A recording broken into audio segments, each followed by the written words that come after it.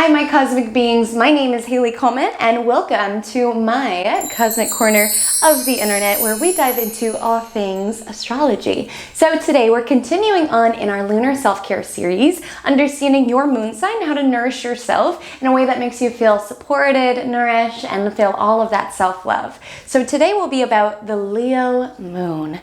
So Leo moons, this is for you, how to take care of your moon sign. So the association between self-care and moon, just so I can kind of lay that out, it's created because the moon sign symbolizes what in our life makes us feel nurtured. It's how we nurture ourselves. It describes how we experienced our mothering or a mother figure, or how we learned to mother ourselves.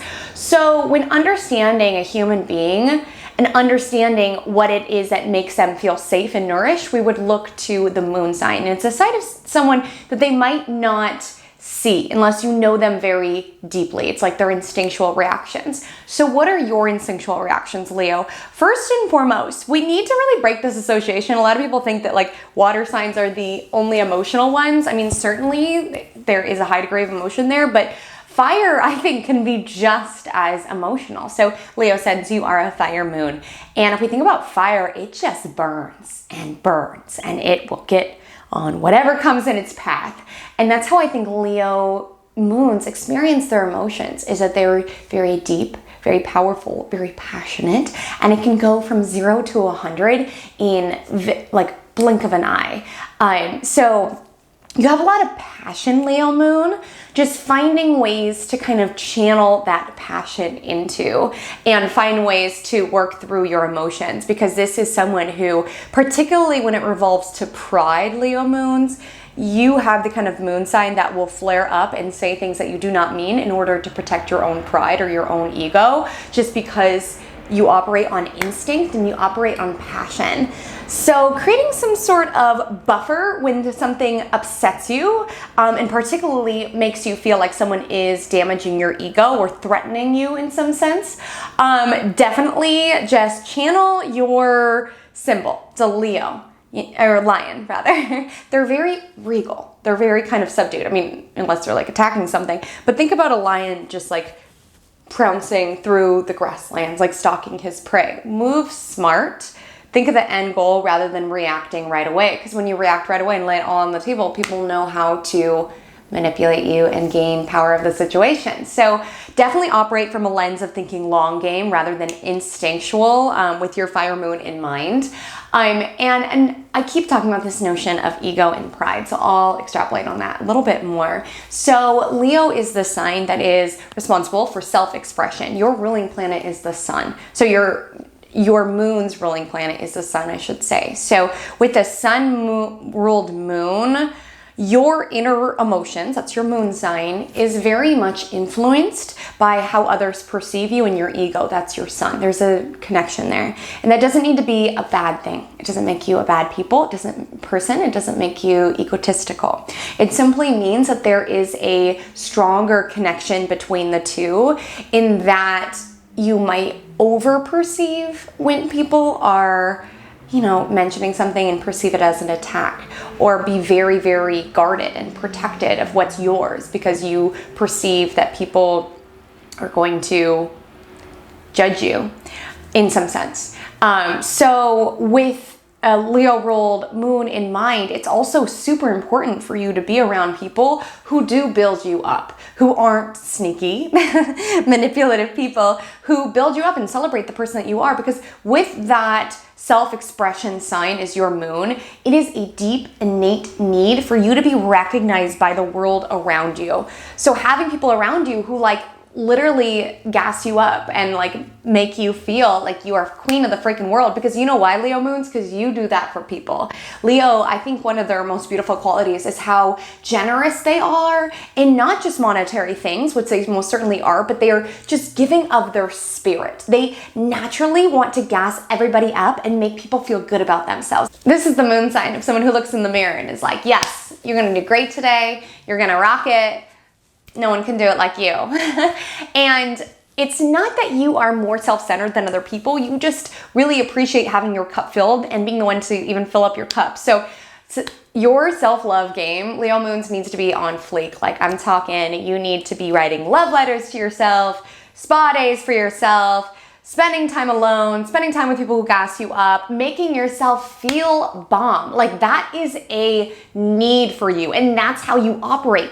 Think of like your confidence meter. You need to continually fill that up. That is your self-care. So whatever makes you feel confident, whether it's getting your nails done, whether it's going for a shopping spree, whether it's bubble baths and exfoliating your skin, whatever makes you feel like you're Beyonce when you wake up in the morning should definitely be expanded, because that is your method of self-care, is feeling good about yourself and feeling just like a boss. So having people around you who also mirror these notions that you are a fantastic person, who highlight your incredible qualities. Having tools when, you know, that energy isn't around you, because there are times that we have to fill up ourselves even extra. Having tools to build yourself up. Like I mentioned, you know, those self-care tactics, or having, you know, a Finsta that you dedicate to yourself, or writing a love letter about yourself. This sounds corny, Leo moons, but you need to understand that you came into this lifetime with a desire to want to explore what it means to be a confident individual and to express yourself freely within that. So, strong need for you. If none of my corny expressions or corny examples resonated, go ahead and find your own. Okay, so we also look at Leo moon when we try to understand your childhood and maybe your mother or maternal figure around you, or how you learn to mother yourself. So Leo moons could have gotten the notion in childhood, and it could go either way. Either you were the golden child and you felt like people were always like building you up, like saying like you're so smart, or you were really good at a sport or in pageants or something like that, where there's a lot of attention around you. So in adulthood, you are magnetized towards situations where you can command the same amount of attention. Or it can very much go the opposite way, where you felt like your efforts weren't being validated. You could have parents who were busy and just didn't see them, or didn't encourage your artistic expression, or didn't encourage that sport that you were really into to the degree that you wanted.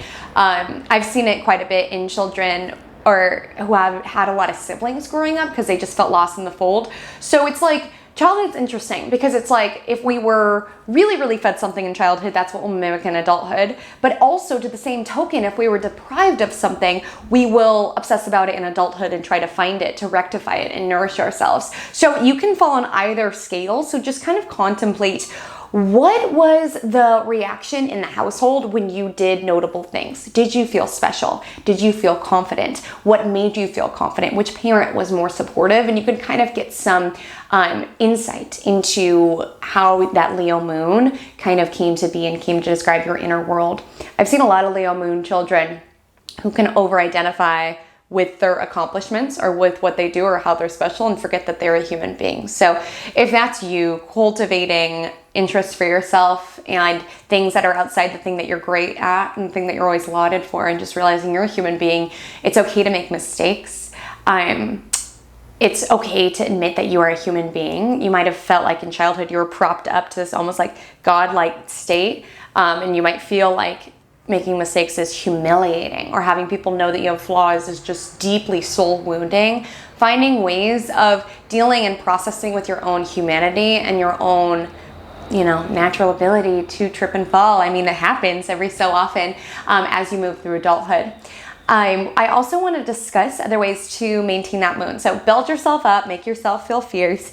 Also, there is a strong connection. So sun is the spark of life, the life force, right? So that's your moon. So of course, in your emotional world, things might come out, but it's also creation. So I want you to create things. Leo is associated with inner child. Someone who creates things just for fun, you know, just because what a time to be alive.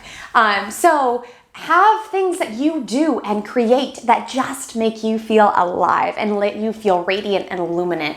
Not everything needs to be something that everybody needs to give you attention for. It could just be something that you do just for the heck of it. So creating, you know, art or dancing, or, you know, finding some sort of exercise that makes you feel like sexy and, you know, just express yourself, because there's a strong need for self-expression. I mean, Lana Del Rey is a Leo moon, and she's such an amazing like poet and writer. So find ways like that where you can kind of express your own internal world, kind of give the world a show. This is what it's like to be me. This is what it's like inside my internal world. And whether you receive recognition or not is just as valid. That's a constant lesson to tell yourself as a Leo, is that you being valid as a person, you having worth as a person, doesn't have anything to do with how much applause you get and how much attention you get. In your romantic world, this can definitely rear its ugly head in a couple of ways, but it's also so beautiful. As mentioned, like, you're such a generous person. You build people up. You make people feel special. You just attract people to you. You're very charismatic, very social. You are just walk into a group and you could just be the leader instantaneously.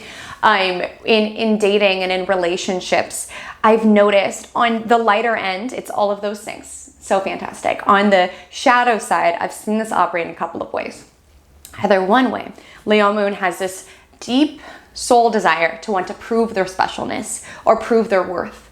So in a relationship, they will partner with people who do not perceive that, because it's constantly that challenge of look at me. And I've noticed that particularly in people whose childhoods reared on the side of feeling ignored, and they have this deep, like, kind of insatiable need for attention deep within. So they can go after these unavailable or not interested partners to try to feed that deep wound for appreciation and specialness. It can also go the other way, where it's feeling like one is so special and so royal that they are not capable of making mistakes. They won't back down. I mean, it's beautiful, the standards that you have, but I've just seen it play out in dating relationships with Leo moons, where they will not admit that they made a mistake, and they would rather die and exit the relationship before they admit they made a mistake. Also healing that part of yourself that it's okay to be human. Not everything needs to be, your greatest hits album in life. So Leo moons, I'd love to hear below what you've noticed about your moon, techniques that you give yourself to nourish.